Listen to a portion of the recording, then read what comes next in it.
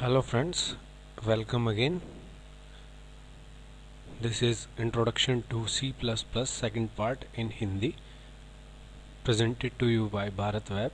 C++ Introduction Part 2 भाग 2 हिंदी में आपके पास अवेलेबल कराया गया है भारत वेब के द्वारा। पिछली जो पहली स्लाइड थी उसमें हमने कुछ टॉपिक्स पढ़े, जैसे कि सी आउट, कंसोल पर आउटपुट क्या होता है, सी इन, रिटर्न ज़ीरो क्यों लगाते हैं, ये सारी चीज़ें हमने पार्ट 1 में पढ़ी। दिस इज़ पार्ट 2, जिसमें एक छोटा सा प्रोग्राम है जिसमें हम 2 नंबर का एडिशन करके आउटपुट प्रिंट कराना चाह रहे हैं।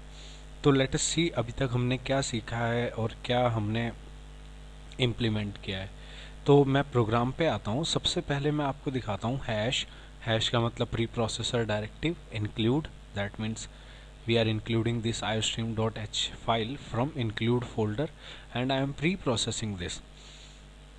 पिछली स्लाइड के लास्ट में मैंने बताया था कि आप int की जगह void ले सकते हो। अगर आप void main लिखते हो दैट मीन्स यहाँ पर आपको रिटर्न ज़ीरो लिखने की ज़रूरत नहीं है। void main एंड करली ब्रेसिस, अभी तक हम करली ब्रेसिस नेक्स्ट लाइन से स्टार्ट कर रहे थे, बट अगर आप यहाँ पे भी लिख देते हो दैट डजेंट मैटर। C++ एक ऐसी लैंग्वेज है जिसमें आप पूरे कोड को, ये जितना भी कोड है, आप इसको एज इट इज़ अगर एक लाइन में लिख देते हैं with proper spacing and semicolons, then it is correct. ये बिल्कुल ठीक होगा, इससे कोई दिक्कत वाली बात नहीं है। तो मैंने एक void यानी कि ऐसा फंक्शन बनाया जिसका नाम मेन है और जो कि void यानी कि नल रिटर्न कर रहा है।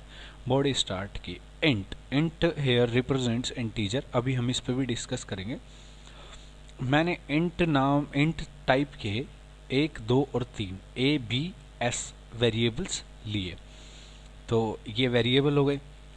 अब ये वेरिएबल लेते हैं तो क्या होता है ये भी अभी आपको बताया जाएगा। फिर मैंने सी आउट लिखा। सी आउट का मतलब कंसोल पर आउटपुट, एक आउटपुट ऑपरेटर बाहर की तरफ जिसका मुंह है। डबल क्वाट्स के अंदर आपने लिखा प्लीज़ एंटर 2 नंबर्स। अगर आपने पहली स्लाइड को देखा होगा तो उससे हमें मालूम चलता है कि सी आउट के अंदर डबल क्वाट्स के अंदर जो भी लिखा है वो एज इट इज़ स्क्रीन पे लिखा हुआ जाएगा जब आपका प्रोग्राम रन होगा।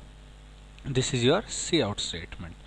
तब आप प्रोग्राम रन कराते हो और आपके सामने लिखा हुआ जाता है प्लीज़ एंटर 2 नंबर्स, तो ऑफकोर्स आप 2 नंबर उसको दोगे, 2 नंबर से एंटर करोगे आप। बट जब 2 नंबर आप एंटर करोगे तो वो किसके थ्रू जाएंगे, वो जाएंगे सी इन के थ्रू। कंसोल से इनपुट लेके इनपुट ऑपरेटर ए और बी की वैल्यूज़ ले लेगा आपसे। जो भी आप वैल्यूज़ दोगे, सपोज 6 एंड 7, वो वैल्यूज़ किस में पहुँच गई आपकी, ए और बी में। देन मैंने लिखा s equals to a plus B and semicolon. Semicolon हर जगह आप देख रहे हैं, हर लाइन में एंड में आता है, that means line is terminated, line आपकी कंप्लीट हो गई है। अब s equals to a plus b का मतलब, सबसे पहले यहाँ पे इस इक्वल्स टू का मतलब समझते हैं। यहाँ पे ये इक्वल टू लिखा जरूर है, बट इसका मतलब यहाँ पे मैथमेटिक्स वाला इक्वल नहीं है। इसका मतलब ये नहीं है कि s की वैल्यू और a प्लस बी की वैल्यू बराबर है, नहीं। हमारे पास वैल्यू सिर्फ a और b की है जो कि हमने सी इन से लिए। उन दोनों वैल्यूज़ को ऐड करके and it is assigned in s। ये क्या, इन दोनों वैल्यूज़ को ऐड करके हमने किस में असाइन कर दिया, s में। तो a और b की वैल्यू अभी हमने एग्जांपल के तौर पे 6 और 7 ली थी, तो 6 और 7 का ऐड होके सम होके दैट इज़ 13 किस में चला गया, s में चला गया। Now it 13 is assigned to s, a plus b is assigned to s and this is called assignment operator। उसके बाद आगे चलते हैं। सम हमारा s के अंदर आ चुका है जो कि इंटीजर टाइप का वेरिएबल था। ऑफ कोर्स a और b भी इंटीजर थे, इनका सम इंटीजर आएगा, तो उस सम को होल्ड कराने के लिए, स्टोर कराने के लिए इंटीजर टाइप का ही वेरिएबल चाहिए जिसका नाम मैंने यहाँ पे s रख दिया। देन मूविंग नेक्स्ट, सी आउट। सी आउट वही आपका कंसोल पर आउटपुट कराने के लिए एक। उसके बाद आउटपुट ऑपरेटर में लिखा स्ट्रिंग्स के अंदर, डबल क्वाट्स के अंदर लिखा s इक्वल्स टू। तो अगर मैं इस लाइन को यहाँ तक ही देखता हूँ तो इसका मतलब क्या होगा कि स्क्रीन पे प्रिंट होके आ जाएगा s equals to, as it is print होके आ जाएगा। फिर एक आउटपुट ऑपरेटर है और आउटपुट ऑपरेटर में s दोबारा से है। ये s और ये s दोनों में डिफरेंस क्या है, ये तो एक कैरेक्टर एरे है, ये फिक्स है कि ये एज इट इज़ प्रिंट होगा, बट ये s क्या है, ये एक वेरिएबल है जो कि यहाँ पर आपको दिया गया है। इस वेरिएबल की वैल्यू कहाँ से आई है, इस वेरिएबल की वैल्यू आई है a प्लस बी से।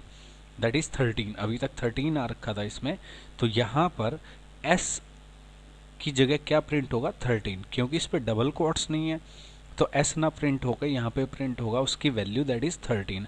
अगर मैं इसके ऊपर डबल कोट्स लगा देता हूँ तो क्या होगा, देखिए एस इक्वल्स टू एस, ये प्रिंट होके आ जाएगा। बट हमें तो ये नहीं चाहिए, हमें तो ये दिखाना है कि सम कितना है, एस इक्वल्स टू एस की value that is 13, s equals to value of s. तो यहाँ पे ये जो एस है यहाँ पे ये इसकी वैल्यू कराई गई है। अगर डबल कोट्स में लगा देंगे तो ये कैरेक्टर प्रिंट होगा, अगर बिना डबल कोट के दैट मीन्स ये इसकी वैल्यू प्रिंट कराएगा। उसके बाद फिर एक आउटपुट ऑपरेटर है एंड एल। एंड एल का मतलब है एंड ऑफ लाइन। तो जैसे ही ये आउटपुट हो जाएगी लिखा हुआ आएगा एस इक्वल्स टू 13 और वो लाइन टर्मिनेट होकर आपकी नेक्स्ट चली जाएगी। नेक्स्ट में आप देख रहे हैं कि यहाँ पे कुछ भी नहीं है, दैट मीन्स आपका प्रोग्राम कंप्लीट हो गया। अब आपने चूंकि यहाँ पे वॉइड लिया था तो आपको रिटर्न 0 कराने की कोई ज़रूरत नहीं है। आगे बढ़ते हैं।